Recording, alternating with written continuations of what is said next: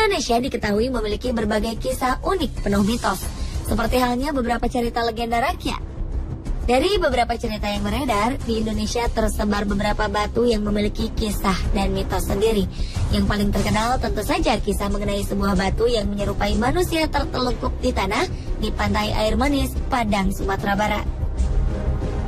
Menurut masyarakat sekitar, diyakini batu ini sebagai malin kundang yang telah dikutuk oleh ibunya untuk menjadi batu karena bersikap durhaka. Sudah pasti kebenaran legenda ini masih diragukan, apakah nyata atau tidak. Selain batu malin kundang, di Indonesia juga terdapat beberapa batu yang konon dipercaya dapat memberikan petunjuk bagi mereka yang percaya. Permintaan mereka niscaya terkabulkan jika berhasil melewati berbagai persyaratan. Sebut saja batu bobot. Batu di kawasan Merapen, Jawa Tengah ini adalah batu yang dikeramatkan oleh warga setempat. Masyarakat meyakini batu ini dapat mengabulkan permintaan. Syaratnya, saat hendak mengangkat batu seberat 20 kg ini, setiap orang harus dalam posisi duduk. Jika ia kuat mengangkat batu itu, konon segala permintaan orang ini akan terkabulkan.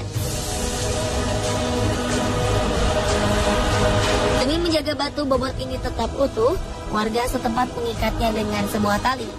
Ya, ini dilakukan karena dahulu batu ini telah pecah. Dan untuk menjaga kekeramatannya, sebagian warga menaburkan bunga di sekitar batu bobot. Menurut cerita legenda, kawasan Merapen merupakan peninggalan sejarah Sunan Kalijaga pada abad ke-15. Batu bobot merupakan batu peninggalan Sunan Kalijaga yang sengaja ditinggal karena memiliki bobot yang berat. Pada dasarnya, batu bobot adalah sebuah batu biasa dengan keunikan tampilan dan bobot yang cukup berat. Dan batu ini dipercaya sebagian orang dapat mengabulkan semua permintaan.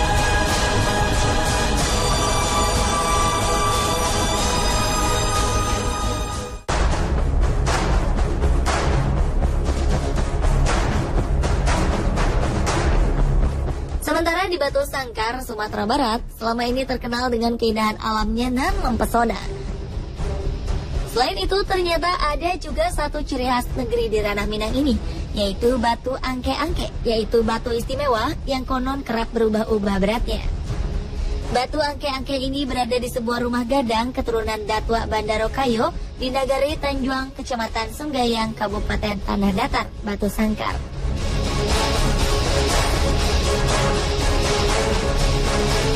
Batu berbentuk seperti kura-kura ini berwarna hitam, ada lubang kecil di tengahnya. Selain itu, terdapat tulisan lafaz Allah dan Muhammad di permukaannya yang berwarna tembaga.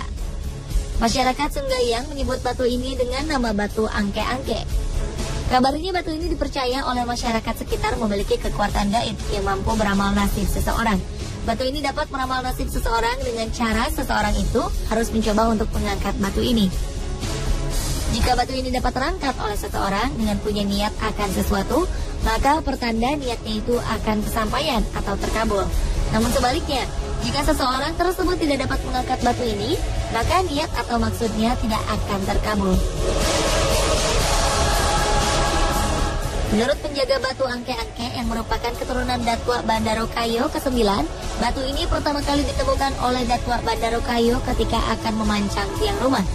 Konon dahulunya Datua Bandaro Kayo merupakan kepala kaum suku Piliang yang bermimpi didatangi oleh seorang ulama besar bernama Syekh Ahmad.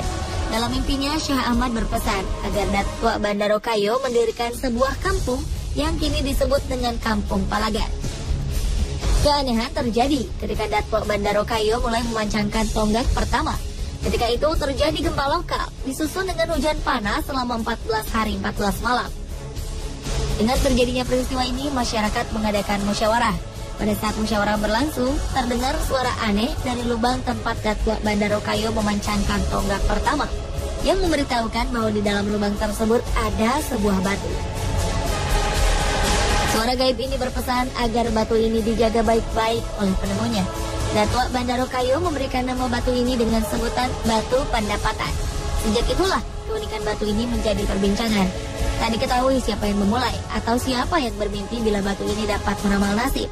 Yang didapati dari para tetua hanyalah sebuah kepercayaan bahwa batu ini dapat meramal nasib seseorang dengan cara mengangkatnya. Kini batu ini lebih terkenal dengan nama batu angke-angke. Dalam bahasa Minang, angke berarti angka. Ternyata si batu ajaib ini sudah mulai dikunjungi wisatawan sejak 100 tahun lalu. Dan selama itu pula 7 generasi telah menjaga peninggalan sejarah unik ini. Namun ditegaskan bila batu ini bukanlah sesuatu yang dapat mengabulkan keinginan seseorang, melainkan hanyalah sebuah pertanda. Terakhirnya itu ya masa minta pada sama batu. Kalau minta sama batu kita itulah sirik. Kita minta sama Allah. Ini sebagai tanda untuk gambarannya motivasi lah gitu. Sudah pasti tempat kita meminta dan memohon hanyalah kepada Tuhan Sang Pencipta.